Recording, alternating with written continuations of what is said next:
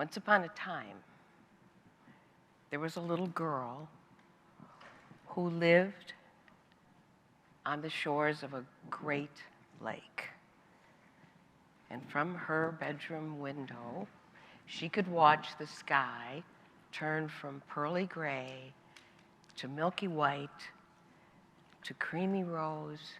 And if there were any clouds, at one point they were tinged with gold.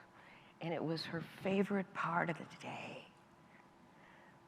When she was old enough to sit at her window, she could see the water from her window. And from here, she noticed that at that moment that the clouds were tinged with gold, an orange ball of the sun popped out of the water. One morning, she noticed a little old man walking on the beach. And after that, he was there every morning. One day, she waved to him, and he waved back to her.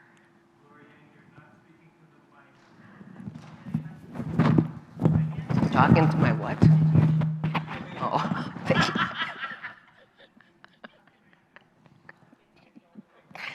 But I'm going to keep moving my head.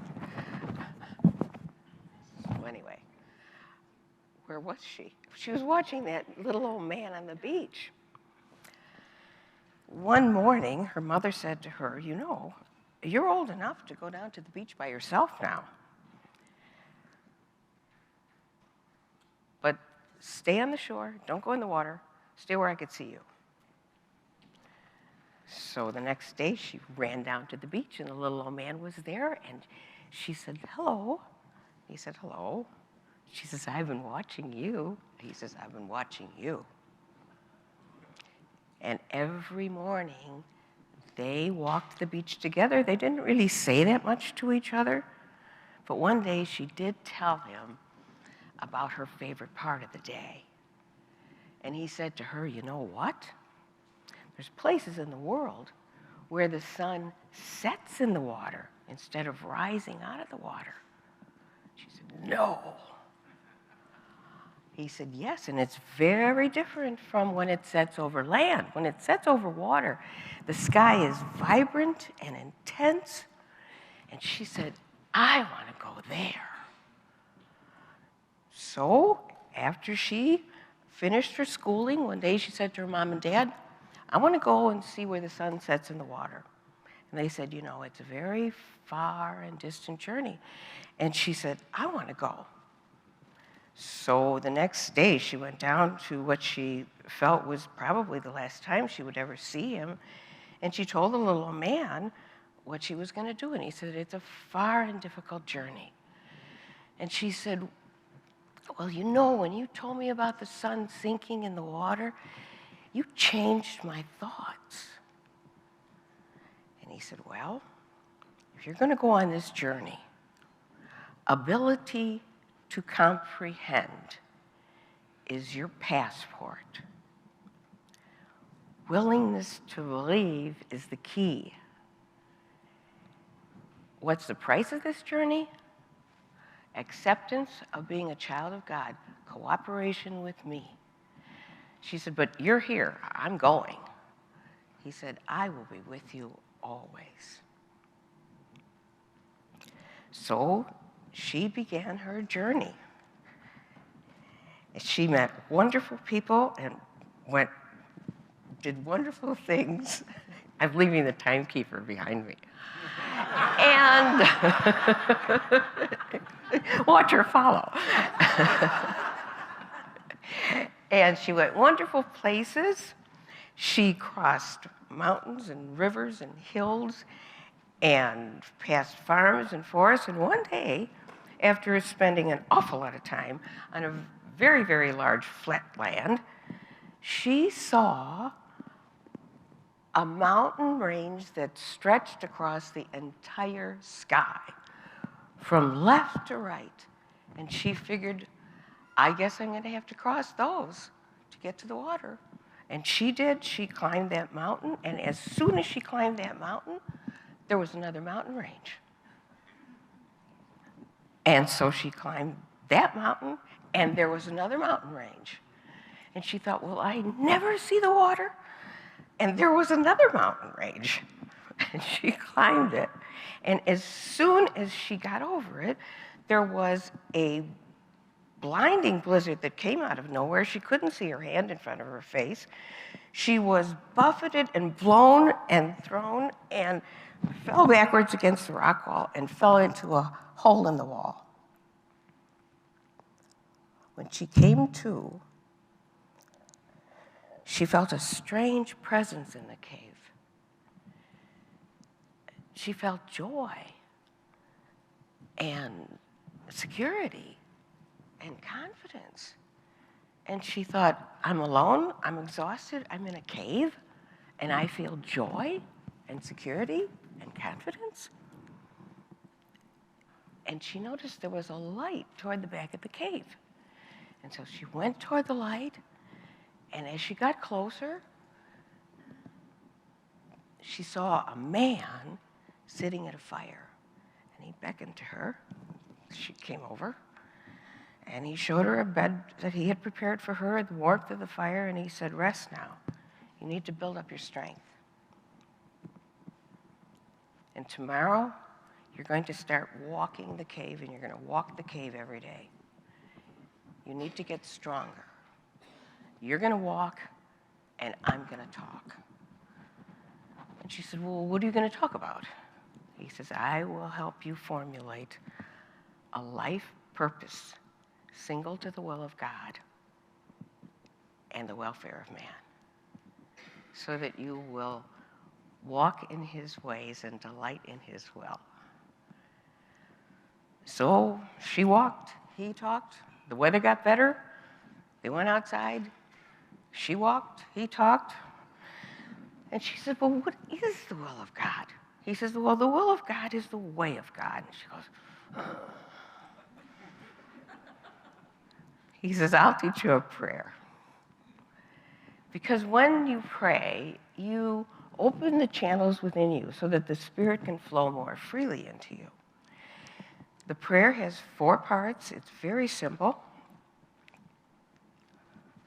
The first 2 are reactive. The second 2 are proactive. The first 2 are passive. The second 2 are active, static, dynamic. I'll talk about the prayer first, and then I'll teach you the prayer. And it will help you let the will of God work in you and through you. It will make you more aware, as it were, of the will of God. The first part is a state of detention. You are waiting. Your mind is a ship, and that ship is tied up in the harbor. It can't get out of that harbor because of the shoals and the rocks in the harbor. The second part is a state of retention, of receiving. The pilot can guide you out of that harbor. Allow the pilot on board ship. Retain the services of the pilot. Now we come into the active part of the prayer. The third part of the prayer is intention. Intention is everything. This is where you commit. This is where your will makes the act of commitment, where the captain says, we will follow the leadings of that pilot out of this harbor. And the fourth part of the prayer is one of attention. There is nothing you can do to earn the will of God. There's nothing you can do to make God love you more. He already loves you. He loves you because you are. But for the supreme, you must do. And the girl says, the supreme? He says, well, that's another story. So I'm going to tell you now the words of the prayer. 4 verbs, all start with A. Await. Await the will of God. Allow. Allow the will of God. Step aside. Let God in. Accept. Accept the will of God. Attend. Attend the will of God. Now, you're going to do it with me, okay? We'll do it together. Await. It's a body prayer, so don't just say it, okay? Do it. Await. Allow. Accept. Attend. Okay, one more time so we get it. Await. Allow. Accept. Attend. So they walked among the lupins, and he showed her all the things that grow in the mountains. And one day she said to him, you know, I say that body prayer every single day, and every single day something gets in the way of doing the will of God. He says, well, you're just having problems with vestigial animal traits. And she said, what are those? He said, I'm going to teach you an acronym to help you recognize them. When you bump into one, you'll know what you're bumping into. The acronym is PIPU. P-E-I-P-U-E.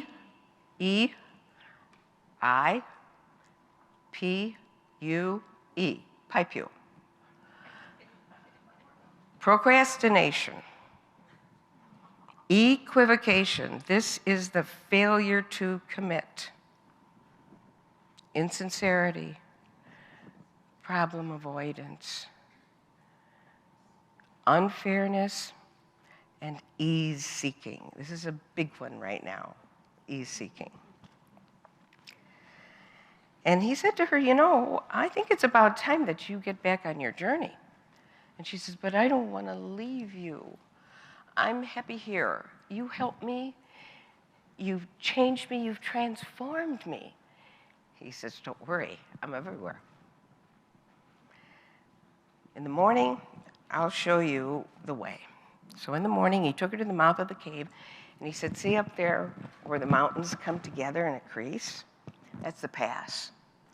You go that way, and you're going to make it through. In every dark hour, at every crossroad, in the forward struggle, I will always speak saying, this is the way. So she set out the morning, and she followed that mountain pass, and she followed it, and she followed it, and she made her way over the pass, and as soon as she got over the pass, there was a torrential rainstorm, and the mountain was slipping out from under her feet, and she was sliding down and sliding and sliding and sliding. And she hit the bottom, and she collapsed in a heap. When she woke up, her skin was caked with mud. It was dry. It was tight. She looked around. There was not a tree in sight. There wasn't a blade of grass. Where am I now? Well, she was there for days, and one night she was huddled in her bedroll, and she realized, I do not have another piece of bread. I don't know where to find water in this land. Why did I ever think I could do this? What made me think I could do this? She rolled over in her bedroll, and she looked up at the inverted black bowl of the sky, and she saw the wheel of stars, and she remembered what the man in the mountains had told her about all the worlds. And she heard the voice of the little old man saying, I am with you always. And she said, I promise, I promise, I promise. When she woke up in the morning, she saw a thin gray line on the horizon. And as she started walking toward it, she realized it's not gray, it's green. It's trees, it's a forest, it's a living forest. And so she got to the forest, and when she got right to the edge of the forest, there were two magnificent creatures waiting there. And she said, "Do you live here?" And they said, "No, we're here to go through the forest with you." And she said, Do I know you?" And they said, "No, but we know you. We have known you for a very long time, and we've had our eye on you. When you were really little, there were 1,000 of you that we were taking care of. And there was something about you that just always did catch our eye. And then as you grew and you all needed more special one-on-one attention, the group was split into two, and then it was split and split and split. But every time they made that group smaller, we made sure you were in our group. And now it's going to be the three of us that are going to go through the forest." And they went wonderful places and met wonderful people and did wonderful things. The girl didn't really realize that they were helping her learn to survive in the forest and thrive in the forest and grow in the forest. One day, she noticed that there was a light at the end of the forest. It wasn't light coming from above, it was light straight ahead. And she said, "Well, what do you think that is?" And so they went toward it, and they realized it was a thinning of the trees, and they went through it, and she was standing on a cliff over a vast body of water, and the sun was sinking in the water. And then she was flying into the orange and scarlet sky, flying into the clouds, flying over the sun, flying into a luminescent golden cloud, and she fell asleep. And she slept for 3 days and 3 nights. And while she's asleep, I'll tell you something about her companions in the forest. They were really nice, and she really liked them. One was very interactive and engaging. The other one was kind of quiet, but she was still really nice, you know? But the quiet one was always taking notes and always working on her notes. And so her nickname for them was Plus and Minus. And when the girl fell asleep after 3 days and 3 nights, the first thing she saw were Plus and Minus. And Minus was real busy with her notes at that point, and had a couple little helpers who also had notes to help Minus with. And standing on her other side was the little old man from the beach. And they went wonderful places, and they did wonderful things, and they met wonderful people. And Plus and Minus introduced her to all the daughters, the sisters, the cousins, the aunts. And there was one aunt that she really, really, really liked. And she said to her, "What makes you so warm and wonderful?" And she said, "Oh, dear, well, it's the memory of mercy. How can I have mercy?" She said, "Well, first, you must be just, then fair, then patient, then kind, and only then will you get an inkling of mercy." And the girl said, "You know, that reminds me of something when I was in the forest with Plus and Minus. We were sitting around a campfire one night, and we were talking about self-government." I know that sounds really strange, but sometimes when you're at a campfire, you talk about strange things. And there was this woman at the campfire, and she said, "Well, if you want to talk about self-government, first you must be loyal, then love, then filial, and then can you be free. But you will not know liberty until you have perfection of liberty." And now you're saying the same thing. What you're saying about, with just and fair and patient and kind is like what she said about love and loyalty and love and filial. And the aunt said, "Well, of course, dear. it's not just random, there's a pattern to things. And she said, someday you're going to meet the great aunts in a far and distant universe from here. And there, the union of souls and the quickeners of, the interpreters of ethics will teach you things. They're not going to teach you ethics. By the time you get there, you already know ethics, but you're going to deal with strange things, and they will have to interpret for you. There's the same sequence, but I can't give you the words because there are no words. When you were on the world of your birth, and you were focused on self-government, well, it makes sense because you're focused on becoming an independent, autonomous, real identity.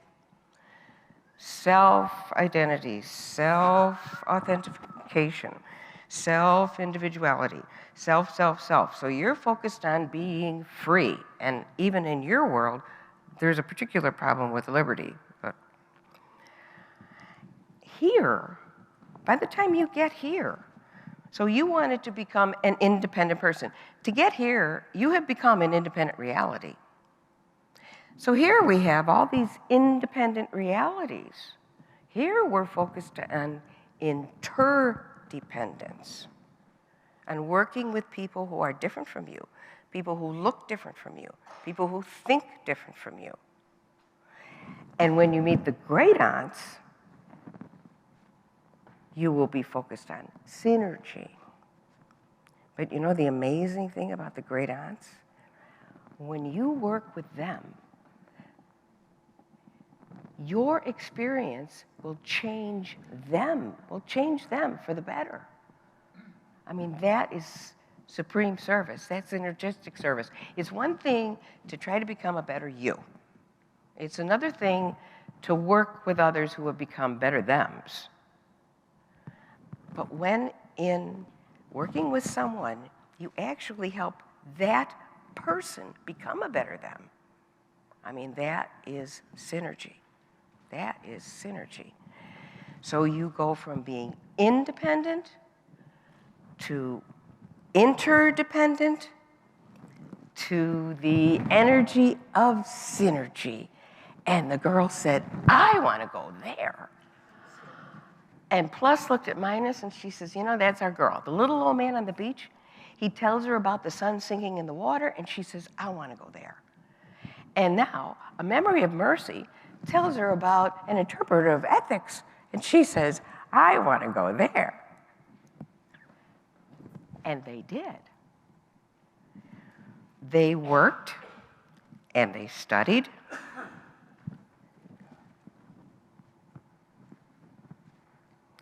and they lived, and they loved,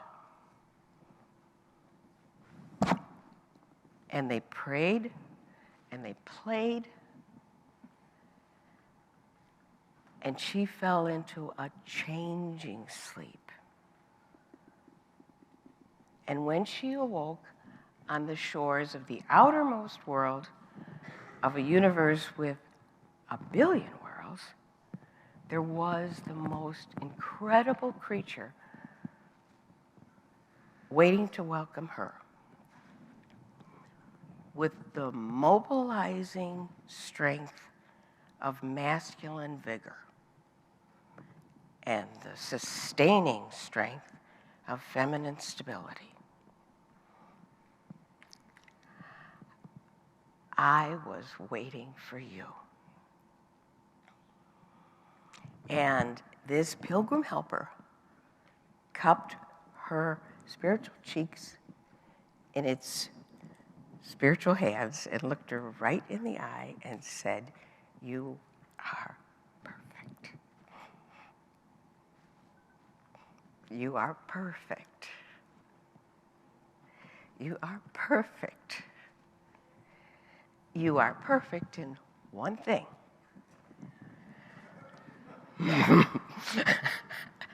Purpose. Perfection of purpose. Purpose, purpose, purpose. And they lived happily ever after.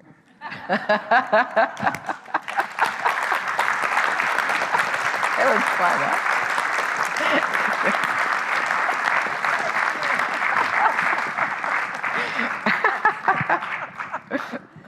So we wanted to say one word, and that was about story. Right. Tell them your thoughts about this. About story? About why you've decided to tell your plenary in that form. Well, Jesus used story, simple stories, to tell profound truths. And he used simple examples to convey complex ideas. Food and drink, a meal, the remembrance supper, to teach us about bestowal. Right.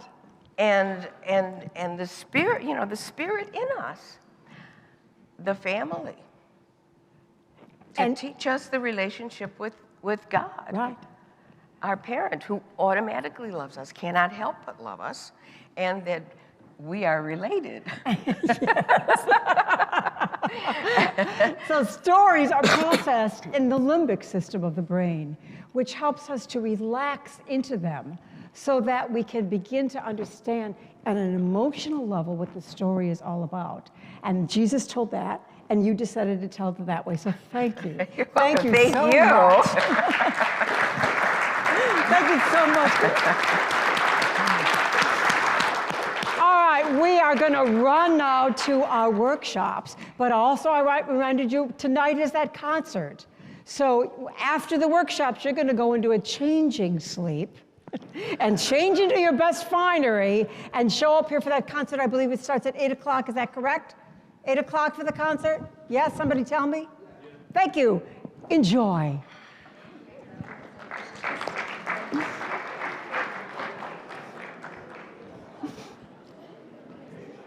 I know, really, thank you. Well, she knew it was going to be short.